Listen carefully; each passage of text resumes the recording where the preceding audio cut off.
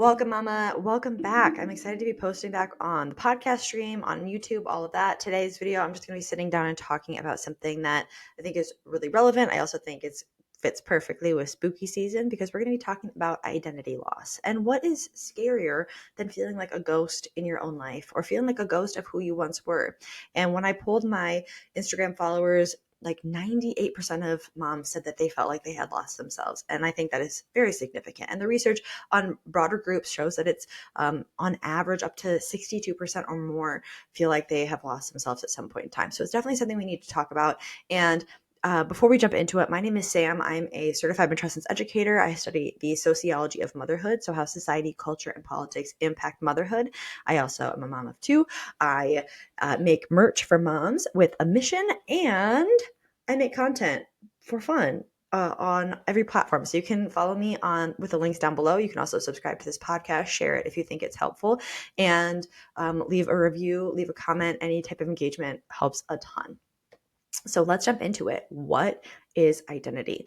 I think it's so important for us to understand what actually makes up our identity, because for a lot of us, when we become moms, we just feel so different. We feel lost. We may feel like there's this like absence of things that made us who we were, but sometimes we don't even know what those things were. And that was the case for me. There were a lot of things I really loved and that went away when I became a mom.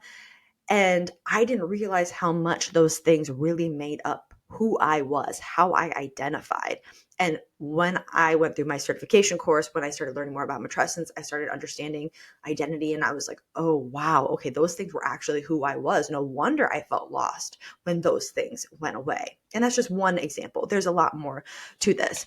And I want to note, I don't usually read a script or anything when I do podcasts. I tend to talk about things I know super well. And I do know this topic pretty well, but I also did a lot of research and I want to make sure that I have my citations and everything on lock. So I'm going to be reading a little bit more today, but hopefully I can make it pretty seamless.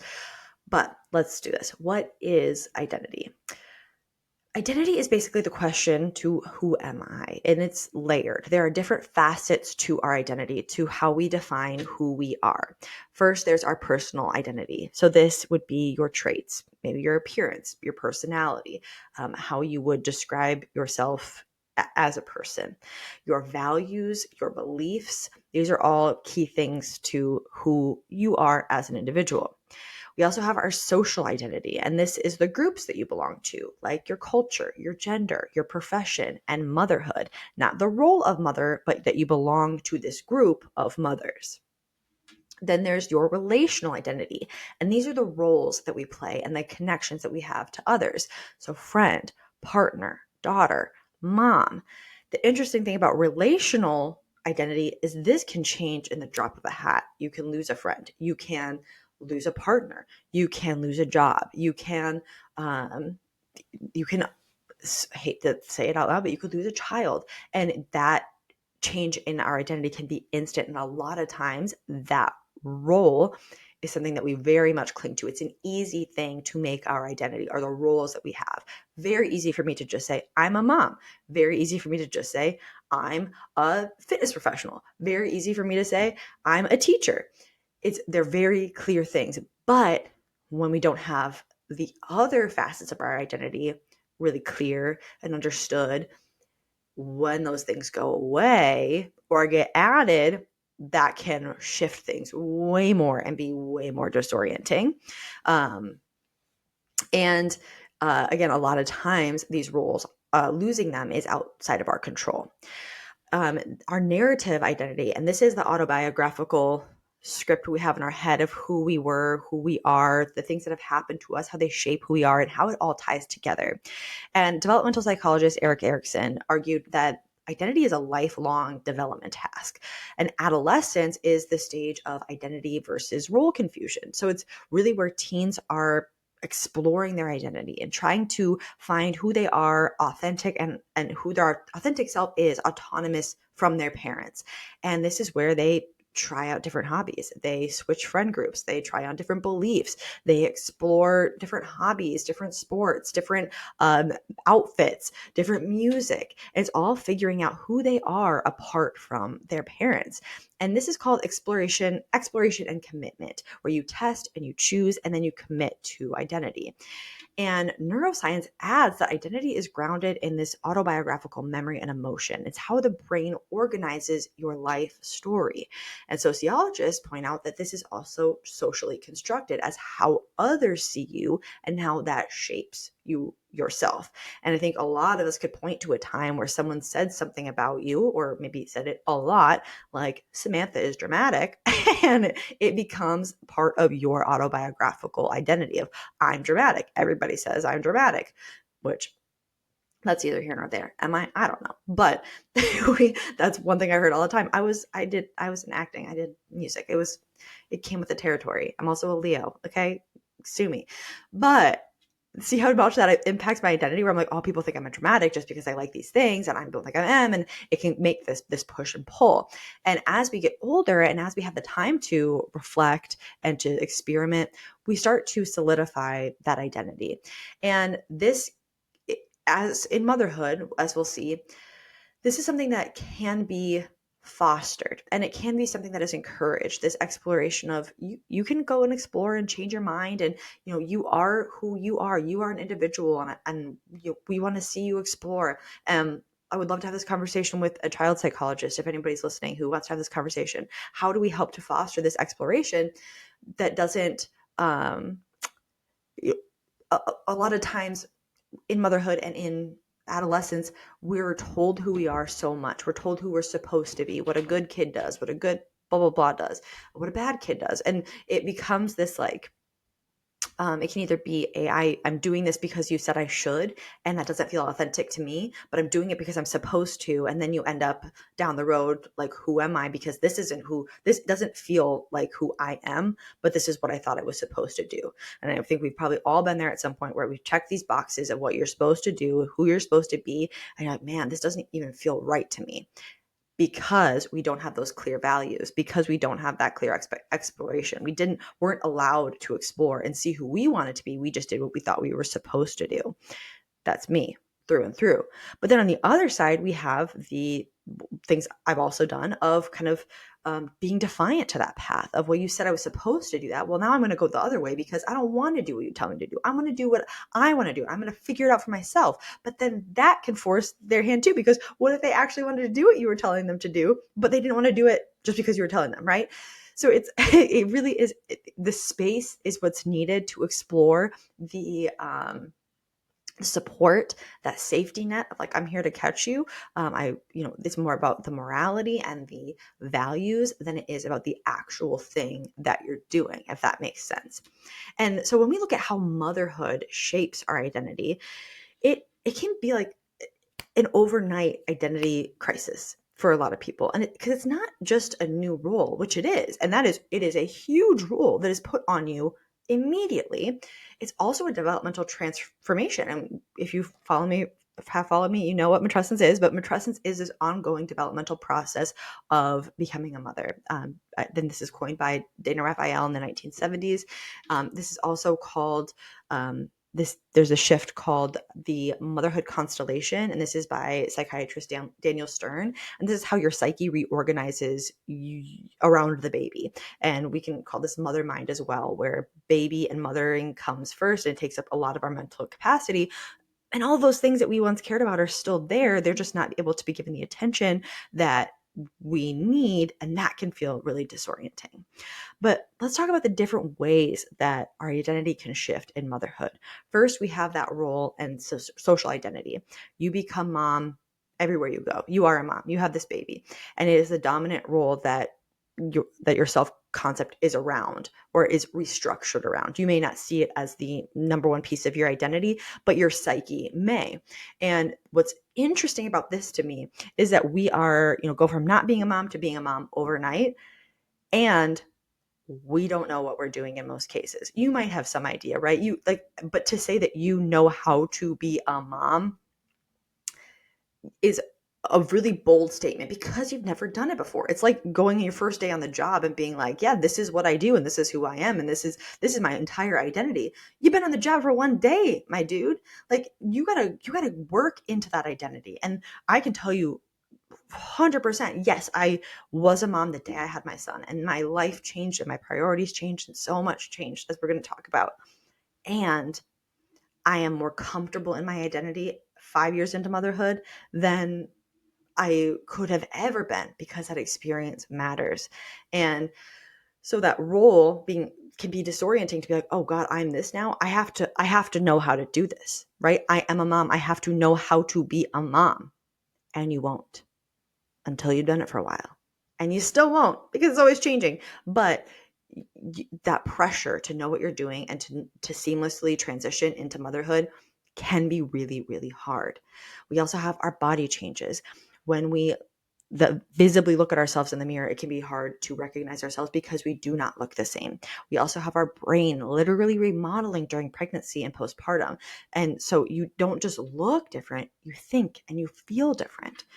We also have our work and purpose identity. Career ambitions now are alongside or getting swallowed by caregiving and family. And if you have a maternity leave, going from this sense of achievement, of getting your job done, of reaching milestones, of getting projects completed, or whatever that may be, are now replaced with tasks that have to be done over and over and over. There's no real achievement in motherhood because it's always the next thing, right?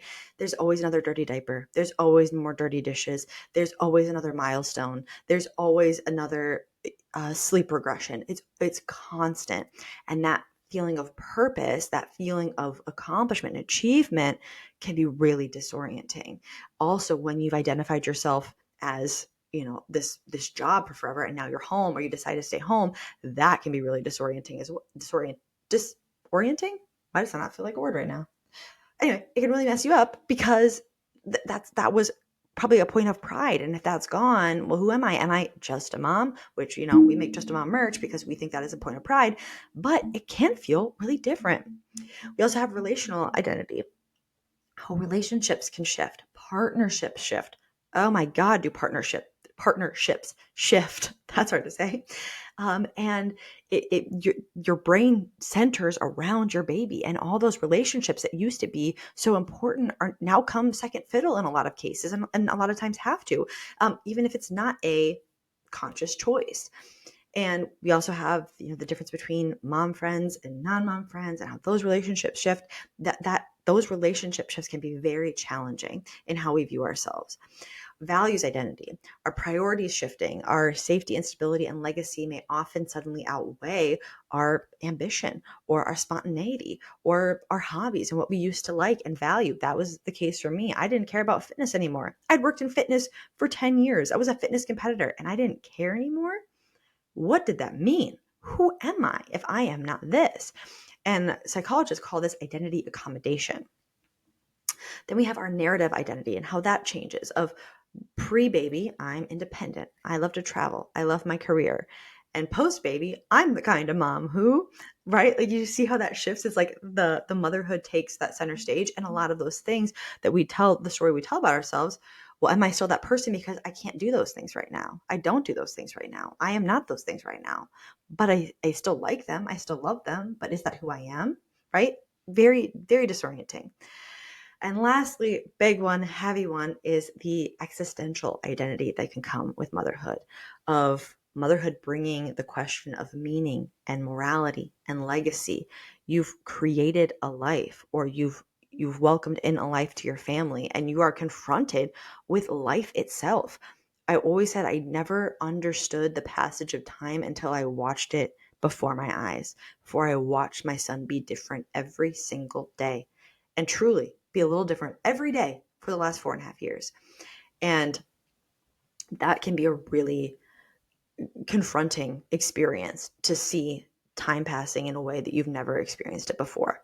And to think about, oh, how am I actually living my life? Who am I actually? Is who I am who I want to be, to leave this legacy behind? And so if you feel unrecognizable, it's because every layer of your identity has the potential to be rearranged. And it's key to note that in matrescence, it's universal but unique. So you may feel a shift in all these different layers of your identity, or you may feel a shift in none. And that's okay. There's no right or wrong. It's just these are the possibilities, and honestly, just some of the possibilities.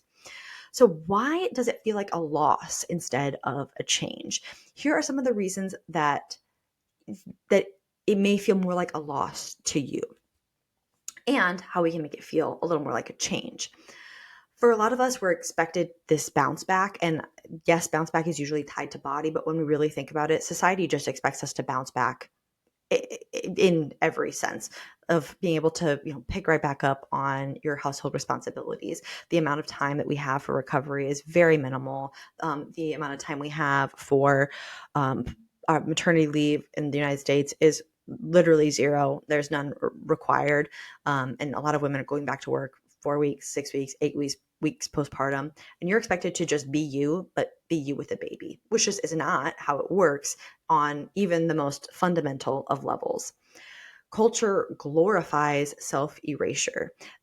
There is a quote by Andrea O'Reilly, and I'm going to mess it up, but she says that she's a sociologist, and she says that society measures a mother's worth by how good she is at self-erasure. And that always makes me sick to my stomach. But it's true, because good moms are selfless, and society teaches girls from a really young age that our value is in what we do for others and how little space we take up, how little we need, and how much we can provide. And so when we enter motherhood, it's hard to say, I need help, I don't know who I am, because that shouldn't even matter. It shouldn't even matter. You don't deserve or need an identity because it's not about you anymore. There's no social container for this transition. In the teenage years, we get that freedom of expression, right? We're autonomous. We have, not completely, but we have that time and that space to explore, to do things.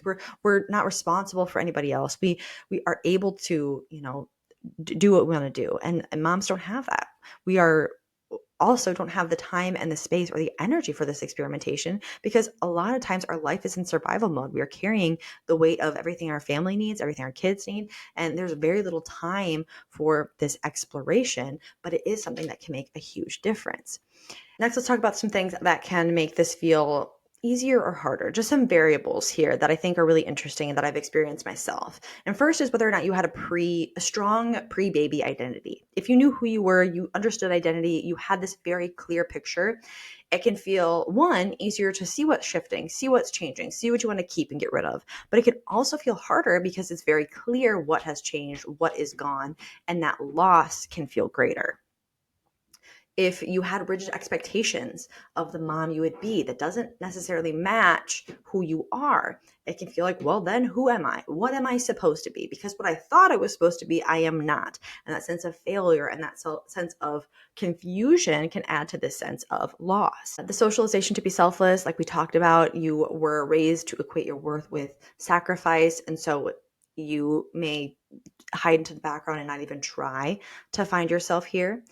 And that lack of time for support and rediscovery. Do you have the ability to explore, to figure out what you want to do or don't you, to figure out who you are or don't you? So let's talk about that. How do we figure out who we are? How do we rebuild this identity after motherhood? Because I think the biggest shift is we need to stop trying to feel like our old selves. Not going to say that. I'm not going to say it that way. Sorry. I'm not going to say we need to do anything, because you don't need to do anything. What I think is helpful is to stop feeling like we need to find our old self or get back to our old self. I think we need to find that feeling of understanding who we are. You're not going back. You're creating this new identity. You're molding and melding those pieces of who you were and who you are in this life now, and then understanding her and understanding who she is. So how do we do that? First, we do a values check-in.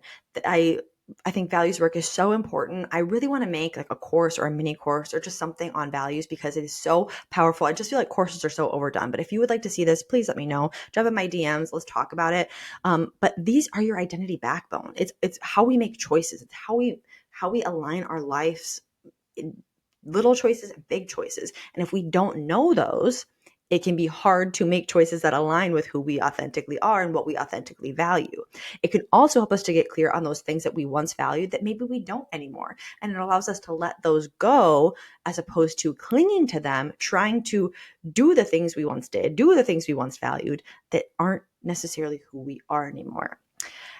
Step 2, we can do micro experiments. Try new things. Try new things like hobbies or style shifts or joining a new community or following someone new on Instagram. The point isn't success, it's data. What do you like? What are you interested in? What's fun to you? What do you have time for? What is something that fills you up? It could be reading. It could be, for me, it's cross stitch right now. Cross stitch is such a peaceful thing for me to put in an audiobook and do cross stitch. I will get up at 4:30 in the morning just to cross stitch. I know it's hard to find that time, but they don't have to be big things. They could be trying a new author at night. It could be going on to book talk and starting to read books and talk to other people who like books. It could be learning to shuffle. That's what I did. I learned how to shuffle before my son, but getting back to it really helped me feel more like myself. But adding in these new little things that can help us to explore who we are and what we're interested in now. Expanding the constellation. So this is expanding the mental network of mother and baby by adding your supports and your friends and therapy and childcare to help you with all the things that make up the mother mind. You don't need to carry that all. I know you think you should. And I think you think you're supposed to, because I'm right there with you with that selfless nature of motherhood. But you don't have to. So what can you delegate? What can you give up? Can dad be in charge of getting bottles ready for daycare? Can dad be in charge of making sure the gas is full or the car is full of gas? Can you add a day or two of childcare into your schedule, even if you're a stay-at-home mom? Can you get a babysitter over for a little bit so that you can go do these things you need to do? Can you hire in a cleaning person so that takes some of the care off of your mind? A neighbor friend of mine had their neighbor come over and just take out the diaper genie. Little things like that can really help with lowering that mental load. Rewriting your story is step 4. Try journaling. Try exploring. I'm the kind of mom who wants to be. The kind of person I'm becoming is. Try out these narratives. Explore. What would it look like? What's possible? What's not? How are you feeling? And all of those things. And lastly, when it comes to this feeling, we need to normalize the ambivalence that loving your kids and missing who you once were can both be true. It's not a weakness, it's growth to know that you've changed, and that is going to come with grief. Honestly, that's something I've been dealing with so much lately, not necessarily just in motherhood, but just life has changed so much so fast. And I lay in bed at night and I go, God damn, this doesn't even look like my life to me. This is unrecognizable. And that feels sad. I know who I am. I know what I want. I know what I'm doing, but it is very different than what I thought I wanted and what I thought I was going to do. And so there's the clarity, but there's still the grief that what it was or what I thought it was going to be isn't what it is. And that's sad to me, but it is what it is. There's that acceptance piece. And I'm the past week has been a lot of this laying in bed and having this anxiety about oh God, I miss it. I miss blonde Sam right now. I miss the simplicity of life before, and I can't go back. I don't have any control there. And so what can I control? What can I do? If you feel like a ghost in your own life, you are not broken. You are in a developmental season. And just like adolescence, matrescence reorganizes yourself. And that can feel like a loss before it feels like a transformation. So if this video hit home, make sure that you subscribe for more conversations on matrescence and motherhood and identity. And in the next video, we'll be talking about the mask of motherhood and how we can fake an identity to fit in and to be perceived in the identity that we want. If you want more information, if you want more resources, there's a link down below. I have an identity worksheet where you can go through and start working on some of these little micro changes to rebuild your identity. And make sure to follow over on Instagram and TikTok, where I will be doing little carousels and posts about this for the next couple of weeks. So thank you so much for being here. Again, make sure to like, subscribe, comment, all of those things, and we will see you in the next one.